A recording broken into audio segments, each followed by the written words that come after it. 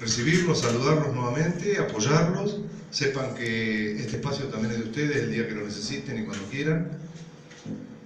Sepan que es una jornada que no va a ser muy larga, pero como todos estos encuentros, siempre lo poco que uno se pueda llevar ya es de mucha utilidad. La vida es así, es muy larga para ustedes jóvenes. Sepan que no todo se resuelve en un día, que la suma de conocimientos y de pequeñas cosas que nos podemos llevar es lo que marca el éxito de estas jornadas.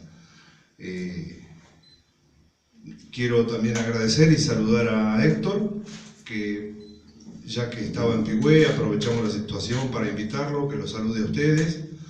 Y bueno, que tengan la mayor de la suerte y que sea bien fructífera esta tarde. Gracias.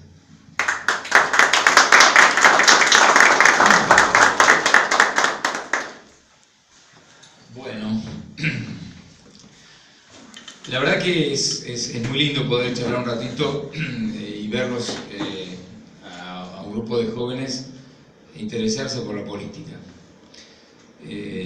Luis y Carlos sobre todo van a dar fe, bueno, Pamela también y demás, que el año pasado cuando estábamos en campaña y demás, prácticamente en cada reunión que fui les dije: armen la juventud, empiecen a armar la juventud. Sé que no es fácil, porque incluso en un lugar como Bahía, con mucha más gente, nos cuesta que los chicos y los jóvenes se sumen a la política. Básicamente porque la política está mal conceptuada, y este es uno de los desafíos que tenemos como PRO y como Cambiemos, es justamente cambiar ese concepto. En realidad la política es la herramienta como para poder hacer cosas y mejorar la situación popular. Lo que pasa, el problema no es la política como mala palabra, el problema son los malos políticos. Y los malos políticos son los que han bastardeado la palabra política. Entonces, cuando a mucha gente le hablas de política, sale espantada. Gente mayor y gente joven.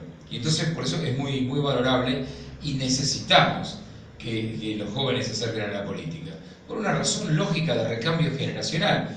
Porque una de las cosas, además, que la gente muchas veces dice: che, siempre están los mismos, siempre...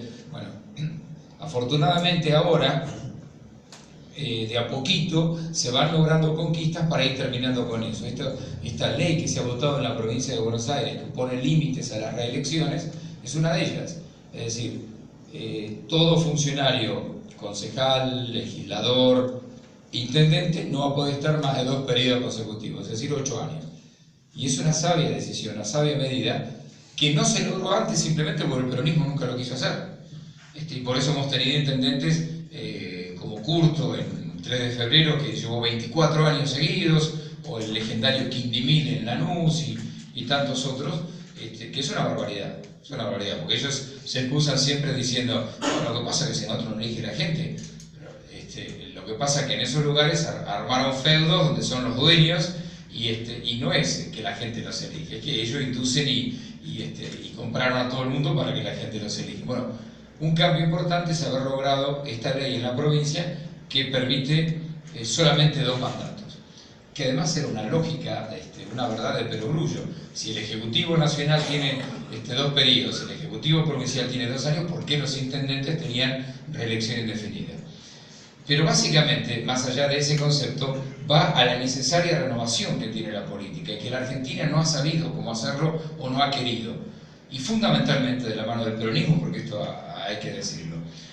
Cualquier otra democracia que ustedes tomen en el mundo, por ahí las que más nos pueden llegar, España, Francia, Italia, bueno, Italia no sé si es el mejor ejemplo porque tienen un despelote total, pero bueno, Estados Unidos, ustedes ven que un presidente de Estados Unidos termina su mandato de 4 o de 8 años, generalmente los reeligen y hacen las cosas medianamente bien, y después desaparecen de la escena, se dedican a ser embajadores del mundo, a dar conferencias, a lo que sea, pero no se les ocurre volver y condicionar o perpetuarse o integrarse. Y en España lo mismo. Entonces, nosotros no, nuestros gobernantes siempre tienen la idea de perpetuarse en el poder, y lo han tenido. Bueno, Menem logró la reelección y después quiso cambiar todas las leyes para un tercer mandato, y en función de ese tercer mandato terminó, digamos, derribando las pocas cosas que había hecho bien y las terminó entregando para lograr algún apoyo. Bueno, los Kirchner soñaban con 20 años indefinido, la alternancia entre él y ella, que se cortó en principio por la muerte de él y después por los desastres que hizo ella. Entonces, y eso es lo que tenemos que cambiar en la mentalidad. Pero lo van a cambiar los jóvenes, fundamentalmente los jóvenes, las nuevas generaciones. Y para eso es necesario que se metan en política. Que se metan en política con ese concepto no del enriquecimiento personal, de a ver qué puesto logro, a ver cómo me beneficio, que ese es el otro problema de la política. De todos aquellos que encuentran en la política lo que por ahí no son capaces de hacer en la vida privada. Es decir, tipos que en la vida privada serían un fracaso, tratan de perpetuarse en la vida pública, total, en la política todo vale, y hay tipos que están 5 o 6 mandatos, que toda la vida vivieron de políticos. Toda la vida vivieron de políticos, tipos que de los 20 y pico, 30 años, por ahí se recibieron de abogados, se metieron en política y después lograron el famoso efecto de la calecita, ¿no? Se subieron a la calecita, tuvieron 4 años en el elefante, 4 años en el chanchito, 4 años en el caballito, pero siempre arriba de la calecita. Y tipos que estoy convencido, muchos de ellos, muchos de ellos con ese concepto se aseguraron el resto de su vida, pero que si volvieran a la actividad privada sería un fracaso, porque no saben qué hacer. Y porque en muchos de ellos la palabra laburar o trabajar no está en el diccionario que manejan. Entonces esa es la política que tenemos que cambiar. Pero se va a cambiar a partir de propuestas diferentes, del republicanismo, y yo les puedo asegurar, viéndolo un poco desde adentro, que estos 8 meses que llevamos de gobierno de Cambiemos, más allá de todas las dificultades, más allá de que sabemos que el bolsillo de la gente no está bien, que hay un montón de problemas, pero también hay cosas que no se ven y que han empezado a cambiar las cosas desde el punto de vista de las instituciones, desde el punto de vista de la división de los poderes, desde el punto de vista del federalismo, desde el punto de vista del institucionalismo.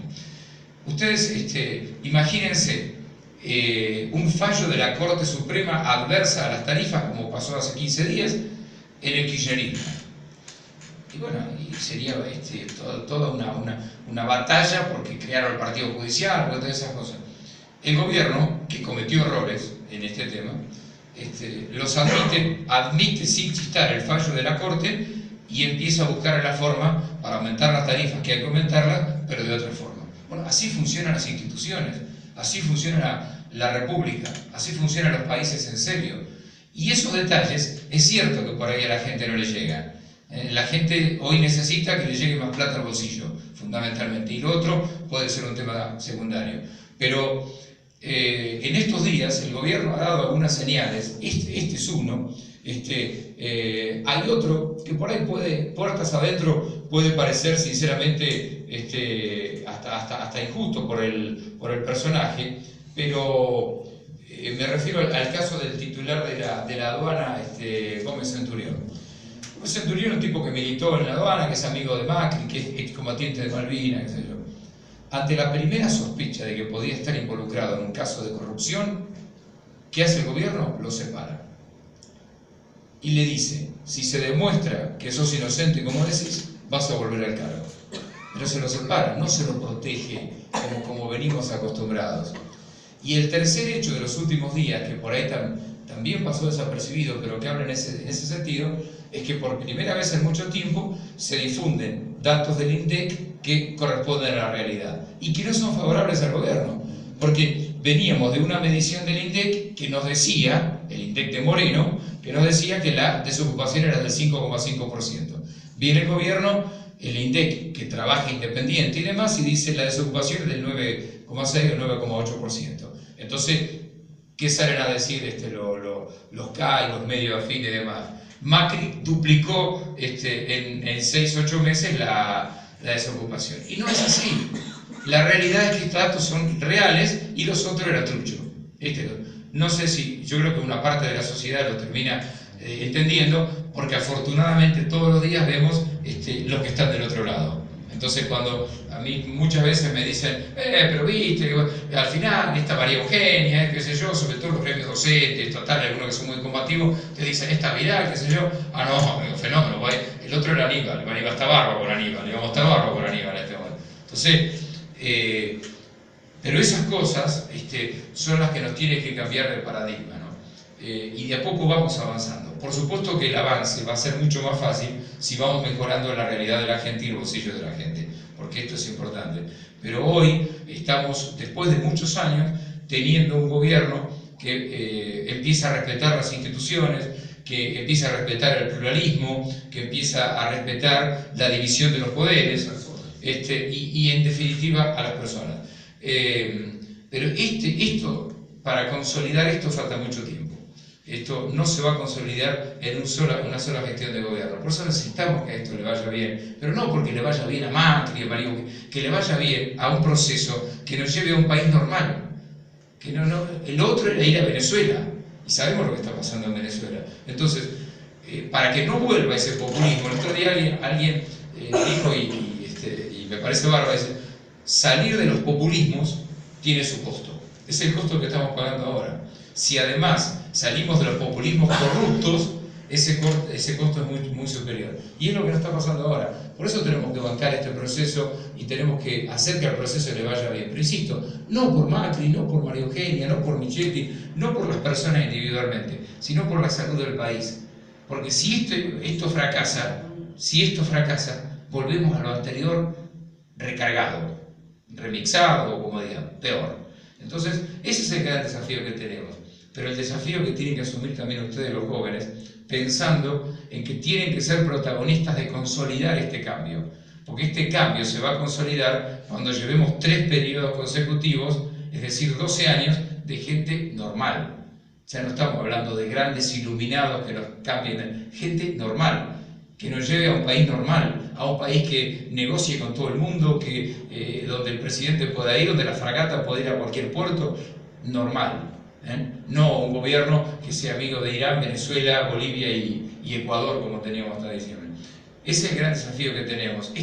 Lo que estamos viviendo hoy es claramente una transición entre ese viejo modelo y lo que nosotros queremos, con un cambio en la forma de votar, con un montón de situaciones que tenemos que ir mejorando. Pero básicamente yo celebro que haya jóvenes y los comprometo también a que en la medida que esto lo consolidemos vayan sumando más jóvenes, que vayan sumando amigos, gente de ustedes, pero con ese concepto de que entren a la política pensando en lo que significa la política, no en ver si el día de mañana van a agarrar un cargo o no van a agarrar un cargo, porque si no es más de lo mismo y no nos sirve. Así que bueno, ese es un poco el mensaje que queremos dar, los que queremos que esto cambie. No sé si todos saben, sobre todo los chicos, pero yo entré a la política ahora, en esta época, para dar esta batalla. Y la verdad, yo estaba muy bien, tenía mi profesión, mi laburo, no tengo ningún tipo de problema, pero a los 55 años decidí entrar en política, primero porque estoy convencido de esta propuesta, pero además porque teníamos que cambiar, si no, no tenemos destino. Si no cambiamos, si no somos un país normal, no tenemos destino. Y la Argentina tiene todo para ser un gran país. La Argentina no es subdesarrollada, como algunos dicen por ahí. La Argentina ha estado subadministrada y además con mucha corrupción. Bueno, tenemos que cambiarlo. Toda la gente que tiene un pensamiento distinto tiene que involucrarse. Y que los jóvenes se empiecen a involucrar está muy bueno. Así que no sé si lo que hemos traído de Bahía es lo mejor de los jóvenes, pero es lo que hay. Es lo que hay, en definitiva, qué sé yo, estamos en ese proceso. Así que los dejo con ellos que realmente están muy compenetrados con esto. La verdad que confiamos muchos en ellos porque, sobre todo en este proceso que nos toca, donde particularmente al PRO, antes que fuera Cambiemos, particularmente al PRO, le ha pasado algo muy particular.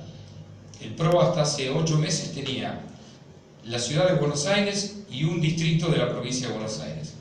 Entonces, y tenía un montón de gente que se formaba, que se capacitaba.